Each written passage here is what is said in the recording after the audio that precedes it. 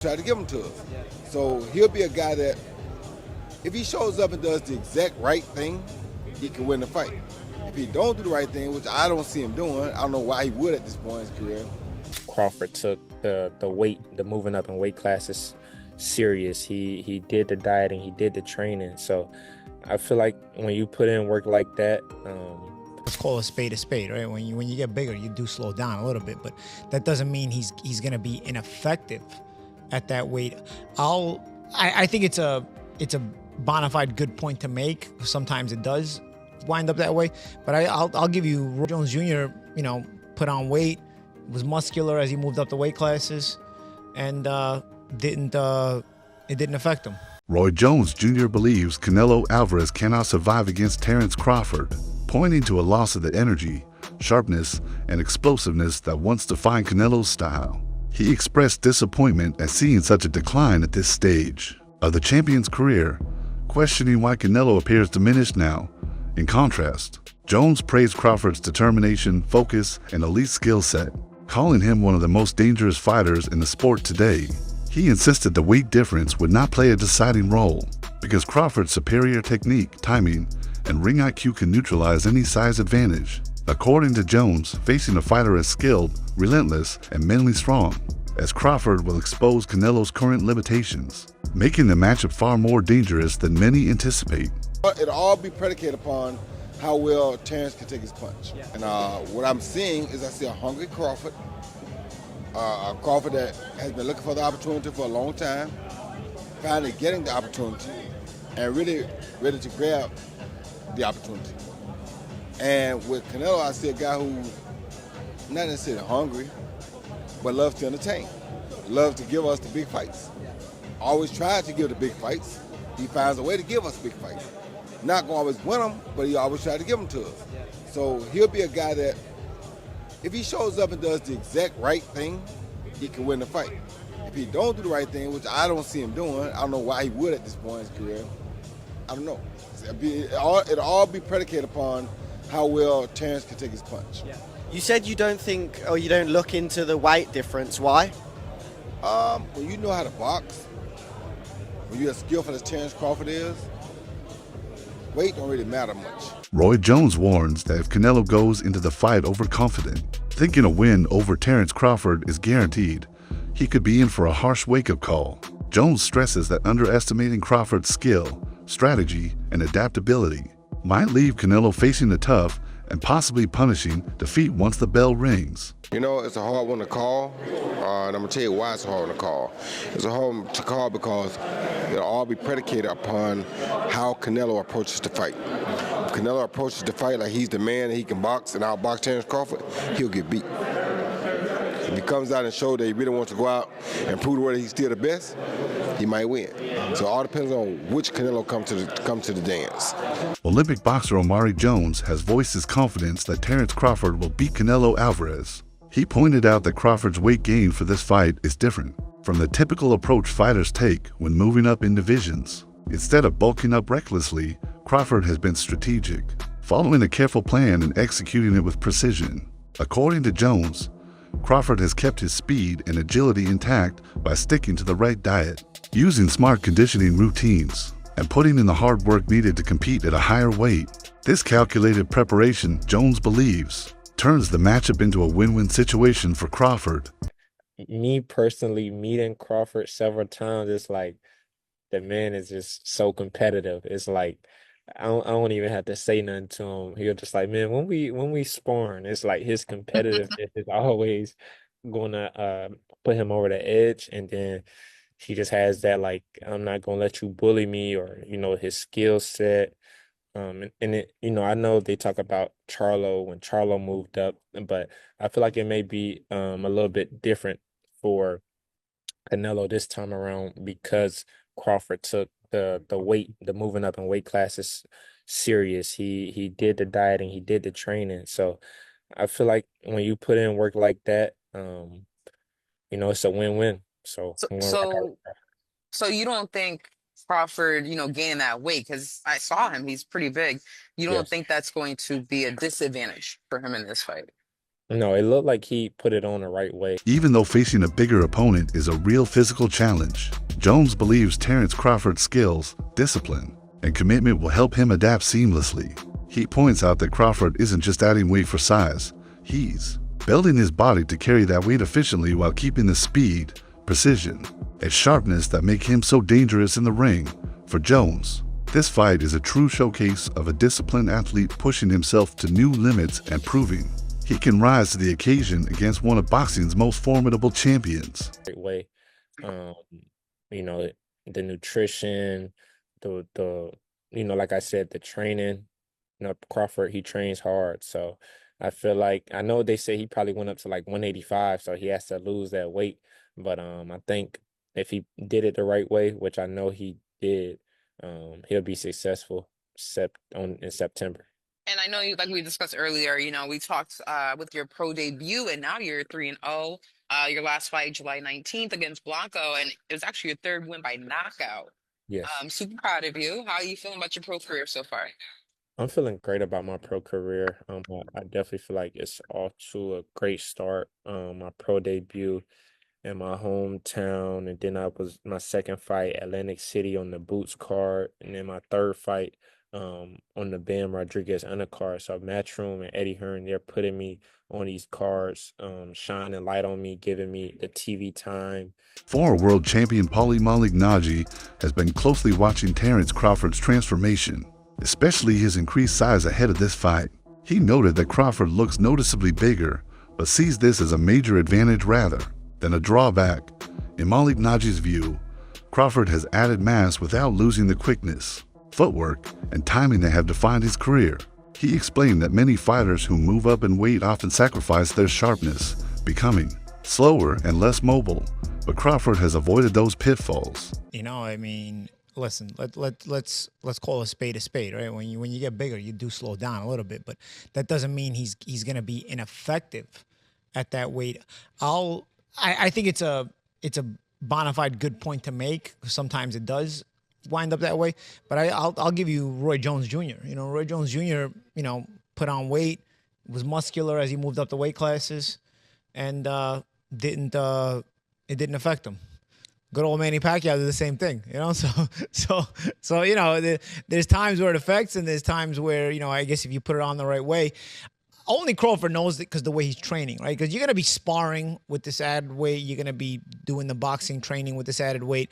So you're going to know how to, maybe taper it down if you need to, or keep it going if you need to. I think over the course of camp, if you start to feel too yoked up and, you get big and then, you're sacrificing reflexes, you're sacrificing athleticism, I think you're going to feel it. Crawford appears to have struck the perfect balance, adding the strength and durability needed to take on a naturally bigger opponent like Canelo, while keeping the agility that defines his style. Malignaggi credits this to Crawford's professionalism and meticulous attention to detail in training, noting that his added size complements his existing skill set.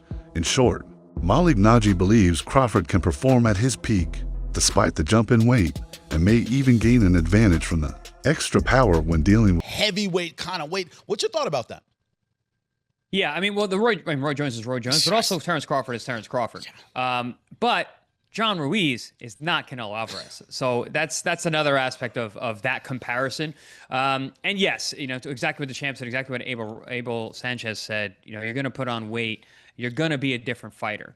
And I can say this even as a fighter as myself, as I've gotten heavier in my retirement, I try and move around the gym, it just feels different. And even when you start camp, you feel different in the beginning than you do at the end. But listen, we're still 4 or 5 weeks away. I don't know exactly what Terence is weighing right now. And even if he does say what he weighs, man, he's gone out there and said he's weighed, all types of crazy numbers just to get media to respond. So it's really not really going to know until the fight and we see these guys next to each other. He might look bigger right now, but he might not be that heavy. Renowned boxing analyst Max Kellerman has given a sharp technical breakdown of the Terence Crawford versus Canelo Alvarez matchup, highlighting Crawford's jab as one of the most precise and effective weapons in boxing today. He described it as fast, perfectly timed, and capable of controlling the pace of a fight. While Canelo once had a similarly sharp jab earlier in his career, Kellerman noted that it has faded in recent years, giving Crawford a clear edge in range control and point scoring. Beyond the jab, Kellerman praised Crawford's tactical intelligence, calling him a fighter who makes real-time adjustments and spots openings that most opponents never see. That attribute. First attribute, best jab. Crawford. Best defense. Crawford. Nowadays, Crawford. I would say early in the fight, Canelo. And earlier in his career, Canelo. But he hasn't been that kind of fighter in recent years. Although Crawford is also hittable. With any fighter, when you talk about their defense, the question is not, can they be hit with a shot? You take punches. Everyone, the greatest defensive fighters ever get hit. Pernell Whitaker, Willie Pep, Floyd Mayweather, they all get hit. The question is, can you hit them with combinations? And both guys are hard to hit. With the two-piece, hard to hit. So who has the best footwork out of the two? In terms of cutting off the ring, last fight notwithstanding, Canelo has gotten much better at cutting off the ring. He contrasted this with Canelo's reliance on his natural size, strength, and power, which often allows him to dominate smaller opponents. In Kellerman's view, if Crawford can neutralize Canelo's forward momentum and force him into a thinking match, the tactical battle will heavily favor Crawford. This combination of technical precision and fight IQ is, in Kellerman's opinion, one of Crawford's greatest assets going into this clash. Early in his career, he had a problem with that and was much more comfortable counterpunching.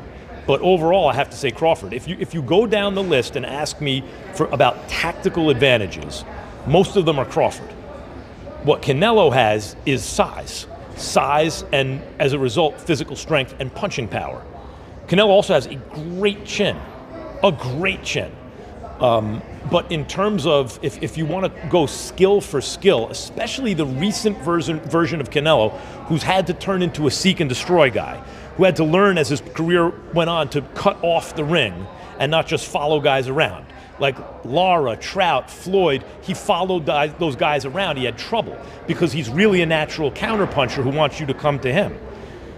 But in recent years at super middleweight, he's gotten really good at cutting off the ring. Again, last fight notwithstanding. So as an overall suite of skills, recent vintage, it's been Crawford. Okay. But Canelo also is skilled and has a larger skeleton. He contrasted this with Canelo's reliance on natural size, strength, and power, which often lets him overwhelm smaller opponents. In Kellerman's view, if Crawford can stop Canelo's forward momentum and turn the bout into a thinking match, the tactical edge will swing heavily in Crawford's favor. This blend of technical precision and high fight IQ, Kellerman believes, is one of Crawford's most powerful advantages heading into the clash. Canelo uses his legs, he uses his core, and then his neck itself to lift up Bivol like Bivol was a featherweight. That is a huge representation of how strong Canelo is. When you look at his workouts, you can tell why he was able to do that. All these damn neck exercises that I wouldn't dare do. Okay, that stuff looks painful. The squatting and all that stuff that he's doing is exactly why Canelo Alvarez, honestly, is a strong fighter. He tried to do it again with William Skull. William Skull shook out of it, but he is a bull. Listen, Terence Bud Crawford is strong. He is, okay? And he understands leverage and he understands those things because he wrestled. Honestly, very true. But Saul Canelo Alvarez is also extremely strong. Popular boxing commentator Showbiz the Adult had offered a balanced and respectful take on the matchup. He acknowledged Canelo's physical strength and the intensity of his training camps, which have helped him stay dominant at the highest levels of the sport. Canelo's toughness, relentless pressure, and sharp counterpunching make him a dangerous challenge for any fighter. At the same time, Showbiz praised Crawford's unique background, highlighting how his early wrestling experience has given him a rare ability to read opponents, counter their strategies, and adapt seamlessly under pressure. He understands that he has to be smart. And I think with this one specifically, it ain't just about being smart. He knows he has to look like he's never looked before, because again, if he doesn't and he beats Canelo, everybody's just gonna say, well, that's Crawford, you know. So I think he knows that this is the performance of a lifetime, and everything has to look right. He knows in order for it to look right, he can't just go out there and let the dog go. The dog is, you know, he got to work his way up to the dog. Hey, show the clip real quick. I don't know if you showed it already, but this is the dog you're talking about right here, right? And so this is, I pulled this clip right here. I seen it on social media this morning. Don't do that. That's what I'm saying. And I pulled this clip, right? But this is Terence. That's who he is. He's not gonna swing on Canelo. He already know that part of the game. But what I asked you, were you ever trying to send a message to your opponents? He's letting you know, and it's no act. And that's what I really wanted to show, is that's not an act. No. That's not, there's 30 security guards. I don't know, it feels a little contrived. You think so? I think a lot of people feel it's a little like. Well, I'm glad you used a big word that most of us don't know. Hey, I don't fight as good as you guys. I had to learn some big words, right, to make up for that. Don't look it up. Just ignore what you need big words to get out of fights. You know, you need big words to get out of fights. But you know, okay. So case in point, our guy Hafey, sitting right there, producer extraordinaire. He had a picture of Terence Crawford in New York for the Crawford-Spence press conference. And there was this look, when Terence, he gave this look to Spence that reminded me of like Dwight Muhammad Qawi and a young George Foreman. And across the boxing world, one clear theme has emerged. Crawford's strategy will be the key to deciding this fight.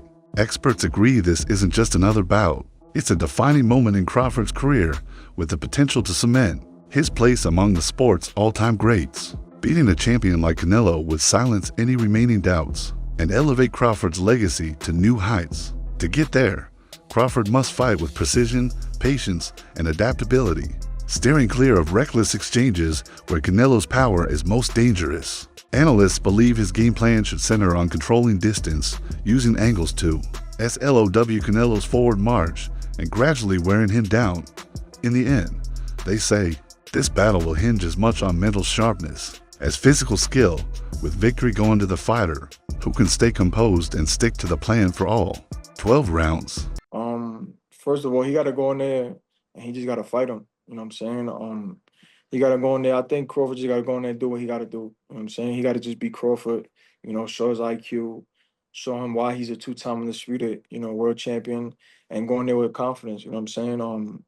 That's all it is. You know, there's a big weight difference, a big weight jump. You know, that could be a difference in the fight.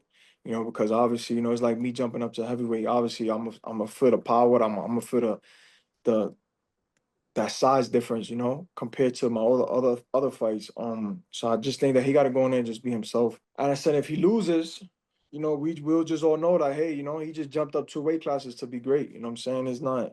He can't really. He's testing himself. He's testing himself a great fighter. So.